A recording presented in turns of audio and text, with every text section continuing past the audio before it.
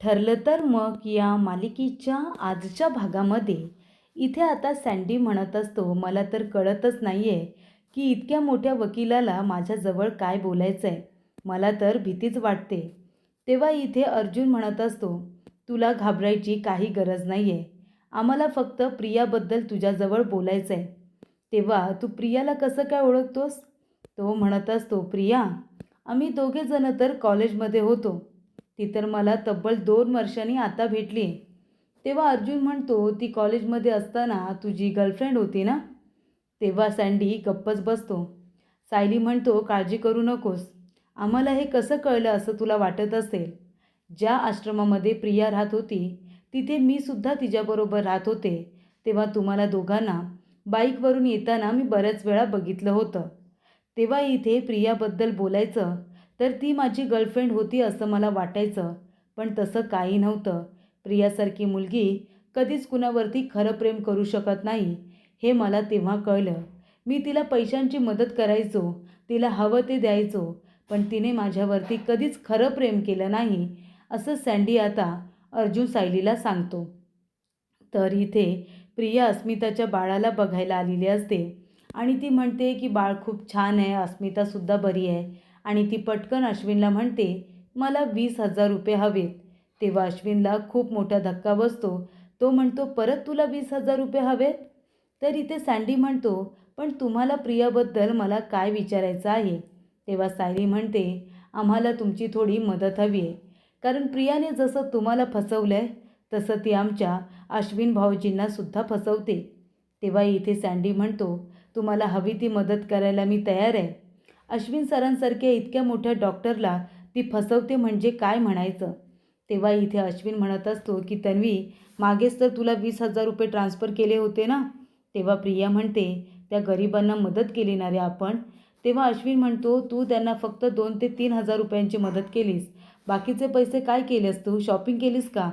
तेव्हा प्रिया म्हणते, अस्मिताच्या बाळासाठी शॉपिंग केली. खरं बोलते मी.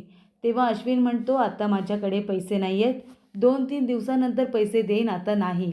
तेव्हा तो म्हणतो, ठीक आहे, आणि प्रत्येक पैशाचा हिशोब लिहून ठेवायचा असं त्याने प्रियाला सांगितलेलं असतं. तरी इथे सायलीने सँडीला सांगितलेलं असतं की आम्हाला कशा पद्धतीने मदत करायची आहे. तिने त्याला प्लॅन समजावून सांगितलेला असतो. तेव्हा इथे अर्जुनला फोन येतो आणि सांगितलं जातं की अजूनपर्यंत साक्षीचा काही पत्ता लागलेला नाही आहे. तेव्हा सायली म्हणते, काही झालं तरीसुद्धा ती साक्षी लवकरात लवकर सापडली पाहिजे.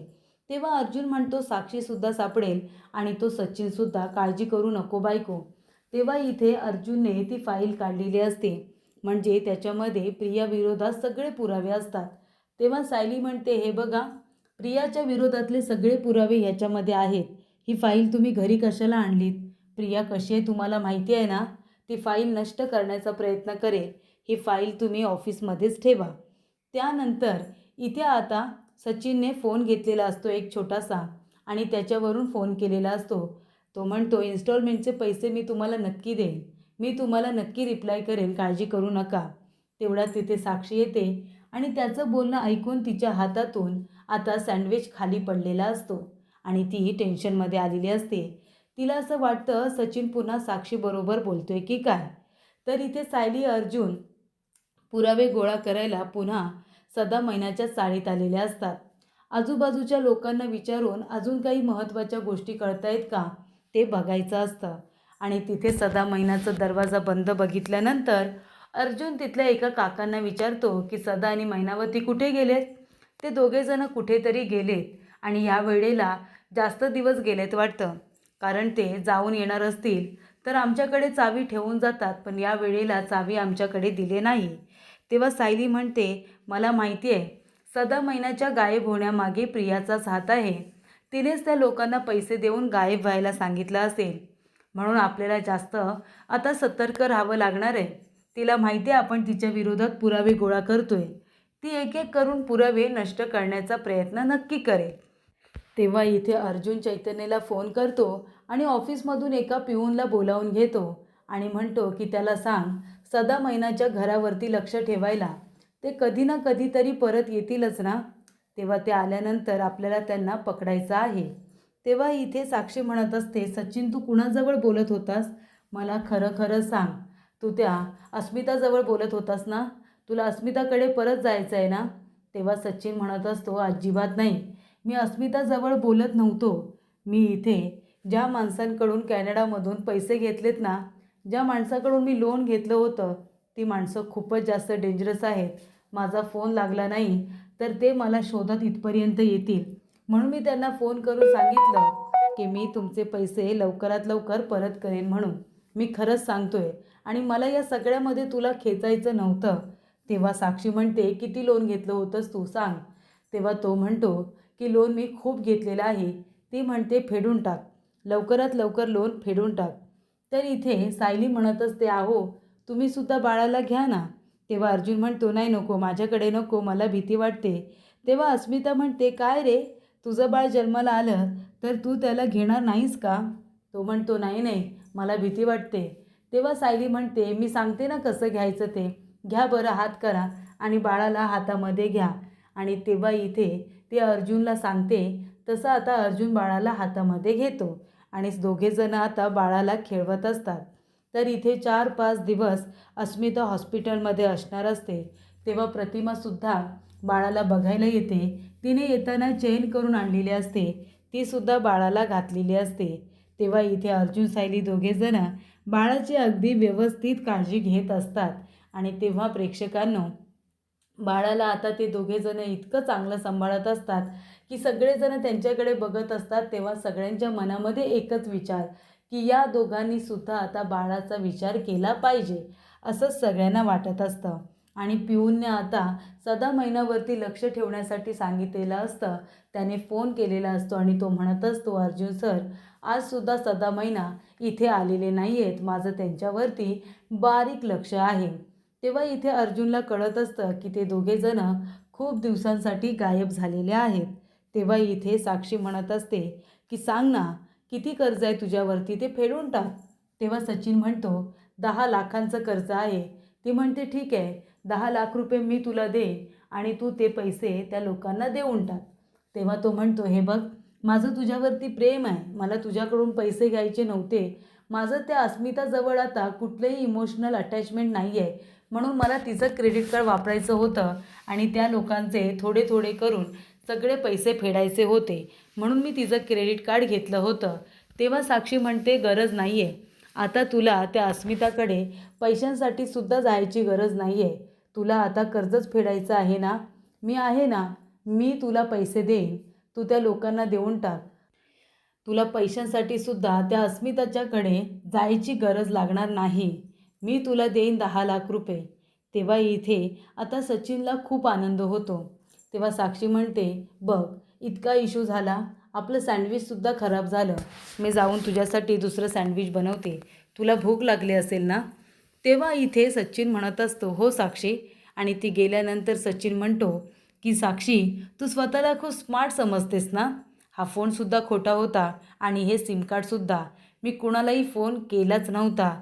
मला फक्त तुझ्याकडून पैसे काढायचे होते आणि आता तू मला 10 लाख रुपये देणार आहेस. त्यानंतर इथे अस्मिता फोन घेते आणि सारखी सारखी सचिनला फोन ट्राय करत असते, पण त्याचा फोन असतो स्विच ऑफ. तो काही फोन उचलायला तयारच नसतो. तेव्हा सगळेजण काळजीत असतात.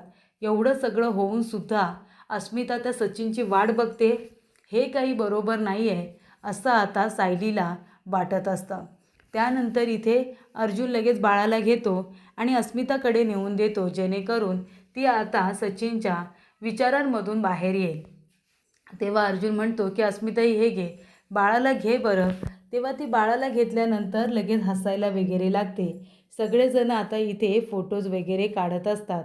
आणि तेव्हा प्रेक्षकांनो, फोटो वगैरे काढल्यानंतर इथे आता अस्मिताचा मूड अर्जुनच्या हुशारीमुळे छान झालेला असतो आणि ती पुन्हा इथे बाळाबरोबर खेळायला लागते. तर इथे साक्षी 10 लाख रुपये घेऊन येते आणि सचिनला म्हणते, हे घे, 10 लाख रुपये घे आणि सगळं कर्ज फेडून टाक, तुझ्यावरती आता कुठलंही कर्ज नको आहे.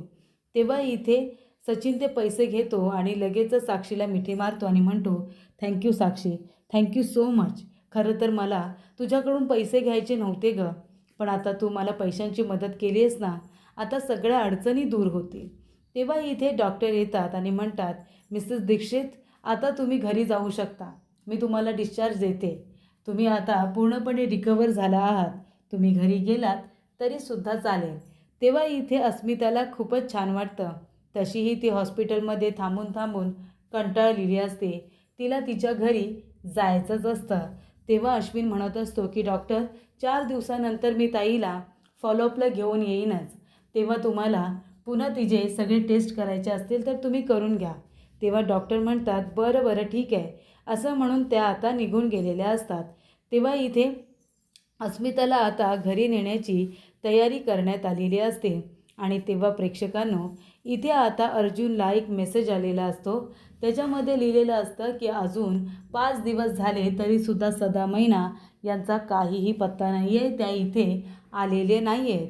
तेव्हा कल्पना म्हणत असते अगं ऐकलंस का सुमन, मला एक बाई हवी होती बाळाची मालिश करण्यासाठी आणि इथे अस्मिताची सुद्धा मालिश करण्यासाठी.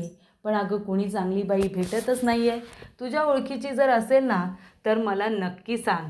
असं आता आईचं कर्तव्य कल्पना पूर्णपणे पार पाडत असते. डेकोरेशनची सगळी तयारी झालेली असते.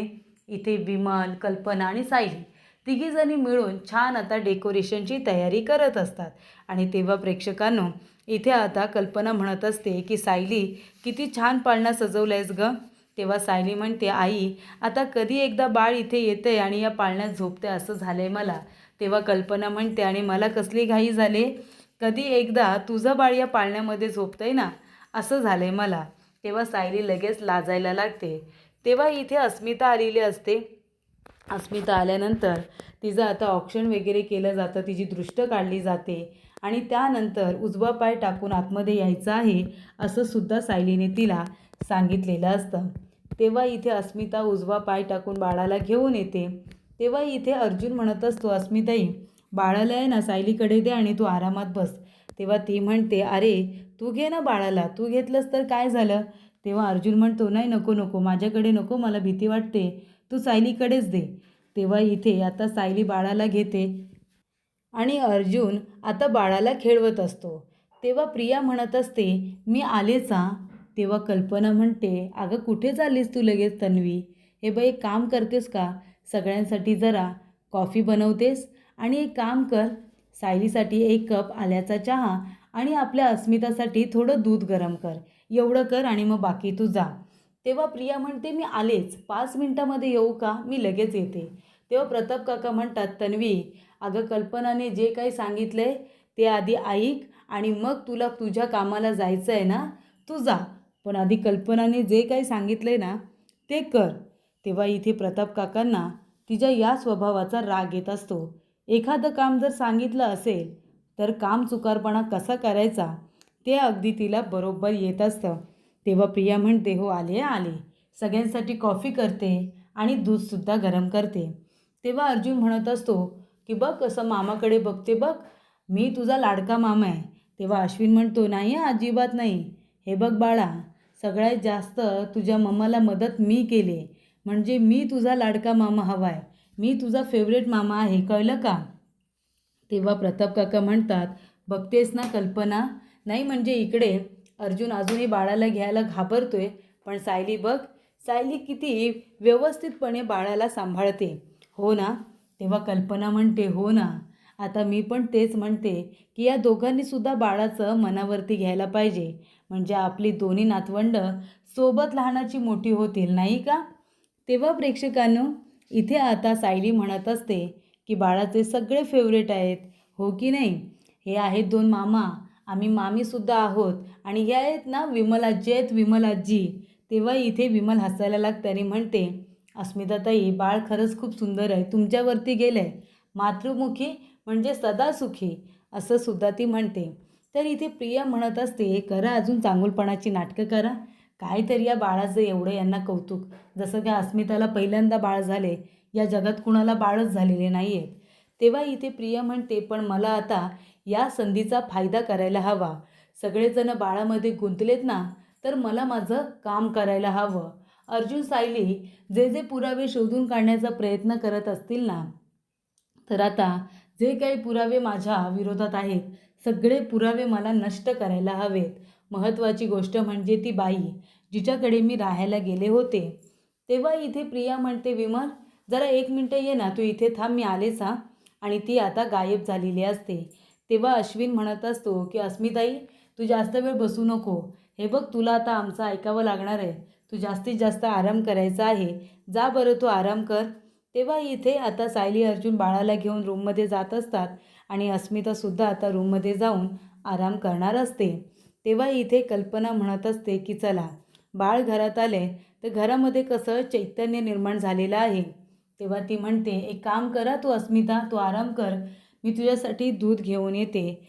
तेव्हा प्रेक्षकांनो, इथे आता अस्मिता रूम बघते, तिला खूप डेकोरेशन आवडतं. सायली म्हणते, कशी वाटली तयारी? तेव्हा अस्मिता म्हणते, खूपच छान, ही माझी रूम तर मला वाटतच नाही आहे. अर्जुन म्हणतो, हो ना, किती छान डेकोरेशन केले, तू केलंस बायको? तेव्हा सायली म्हणते, मी एकटीने काही केलेलं नाही आहे, मी, आई आणि विमलताई, आम्ही तिघींनीही सगळी तयारी केलेली आहे. तेव्हा अर्जुन म्हणतो, वा, खूप छान डेकोरेशन केले. तेव्हा इथे आता सायली म्हणत असते, अस्मिताताई चला, तुम्ही आता आराम करा हां, मी तुझ्यासाठी दूध गरम झाले का ते बघून आणते. तुम्ही आता थोडा वेळ इथे आराम करा. तेव्हा प्रेक्षकांनो, अर्जुन आणि सायली दोघेजणं आता बाहेर जातात. अर्जुन म्हणतो, अस्मिताई तुला काहीही लागलं ना, अगदी काहीही, तर लगेच मला हाक दे, मी बाहेरच आहे, मी लगेच येईन. तेव्हा अस्मिता म्हणते, ठीक आहे. तरी ते सगळेजणं आता अस्मिताच्या सेवेसाठी हजर असतात. सगळेजणं तिची काळजी घेत असतात. पण अस्मिताला एका गोष्टीचा राग येतो. तिथे अस्मिताचा आणि सचिनचा जो फोटो असतो ना, तो कल्पनाने काढून तिथे फक्त अस्मिताचा फोटो ठेवलेला असतो. तेव्हा अस्मिता म्हणते, हे काय, इथे माझा आणि सचिनचा फोटो होता, तो सुद्धा या लोकांनी काढला आणि इथे फक्त माझा फोटो ठेवला आहे, म्हणून तिला राग आलेला असतो. तर इथे प्रिया म्हणते, मला तर इथे अस्मिताच्या बाळाची आयाच करून ठेवले, हे बनव ते बनव, याला काय अर्थ आहे? या सगळ्या गोंधळामध्ये मला माझी अशी कामं करताच येत नाही आहेत. मला जायचं आहे. माझ्या रिलेटेड जे जे काही पुरावे अर्जुन सायलीला मिळू शकतात ते सगळे मला नष्ट करायचे आहेत. त्यासाठी मी वेळ कुठून काढणार? ती आता आपली पर्स घेते, त्याच्यामध्ये पैसे, मोबाईल, गाडीची चावी सगळं काही टाकते आणि म्हणते की आधी मला जायचं आहे त्या बाईकडे, जिच्याकडे मला माझ्या आईवडिलांनी सोडलं होतं. तिच्याकडे जाते आणि तिला हे पैसे देते. पैसे तिच्या घशात घालते आणि तिला म्हणते की पनवेल सोडायचं, काही महिन्यांसाठी गायब व्हायचं, असं मी आता तिला सांगते. तेव्हा इथे प्रिया घाईघाईने बाहेर पडत असते, तिथून निघून जाते. तेव्हा अर्जुन सायलीचं लक्ष जातं. सायली म्हणते, हे काय, या प्रियाला तर आईने अस्मिताताईंसाठी दूध गरम करायला सांगितलं होतं ना, आणि ती अशी घाईघाईने कुठे चालले? तेव्हा अर्जुन म्हणतो, मला माहिती आहे ही नक्की कुठे चालले ते, आता थांब, बघ मी काय करतो. तेव्हा अर्जुन आपल्या माणसाला फोन करतो आणि म्हणतो, आता मी जसं सांगतोय ना ते नीट ऐकून घे आणि तसंच कर. तेव्हा प्रेक्षकांना, इथे आता अर्जुन सायलीने सुद्धा खूपच हुशारीने प्रियाचा हा प्लॅन आता फ्लॉप केलेला असतो. प्रिया आता नक्की कुठे निघून जाते हे अर्जुनला बरोबर कळलेलं असतं. ती जात असते गुलाबबाईला गायब करायला. गुलाबबाईला गायब करायला जाते हे आता अर्जुनला कळल्यानंतर तो आपल्या माणसाला सांगतो की आधीच गुलाबबाईला तिथून तू बाजूला घेऊन जायचं आहे, पण त्या घराला टाळा दिसला पाहिजे, प्रियाला गुलाबबाई भेटता कामा नये. आणि तेव्हा अर्जुन सायली त्या लोकेशनला बरोबर पोचलेले असतात आणि तेव्हा अर्जुन म्हणतो, चला आता कसलंही टेन्शन नाही आहे, आपलं काम झालं आहे, असं अर्जुनने सांगितलेलं असतं. तर अशा रीतीने प्रियाचा प्लॅन फ्लॉप झालेला असतो. तर प्रेक्षकांनो, पुढील भागामध्ये प्रिया येते आणि बघते तर काय, गुलाबचा दरवाजा बंद असतो. ती म्हणते, ही बाई कुठे गेली? पण ही बाई काही झालं तरी अर्जुन सायलीच्या हाती लागायला नको. आणि तेव्हा इथे प्रिया म्हणत असते, आणि जर अर्जुन सायलीने तिला गाठलं ना तर माझं काही खरं नाही. तेव्हा अर्जुन सायली म्हणतात, या ना आतमध्ये या. हे बघा, तुम्हाला आता काही दिवस इथेच राहायचं आहे, कारण तुमच्या जीवाला धोका होता प्रियापासून, आणि म्हणून आम्ही तुम्हाला सेफली या ठिकाणी घेऊन आलो आहे. आता तुम्ही इथे आरामात राहा, तुम्हाला कसलंही टेन्शन घ्यायची गरज नाही, असं अर्जुन सायली गुलाबबाईला सांगतात. तेव्हा इथे आता सायली म्हणत असते, सचिन भाऊजी आणि साक्षी हे दोघेजणं भेटले पाहिजे चैतन्य भाऊजी. पोलिसांनी काय सांगितलं आहे, अजून त्यांचा पत्ता लागलेला नाही आहे का? चैतन्य म्हणतो, वहिनी काळजी करू नका, आम्ही आहे ना, आम्ही शोध घेतोय. तेव्हा इथे सायली म्हणत असते, हे बघा, तुम्ही कुठली गोष्ट माझ्यापासून लपून ठेवू नका. तुम्हाला माहिती आहे ना, तुम्ही कुठलीही गोष्ट माझ्यापासून लपवलेली मला चालत नाही. त्यामुळे जे काही असेल ना, ते तुम्ही मला स्पष्टपणे आणि खरं-खरं वेळेत सांगत जा, असं आता सायली अर्जुनला सांगत असते.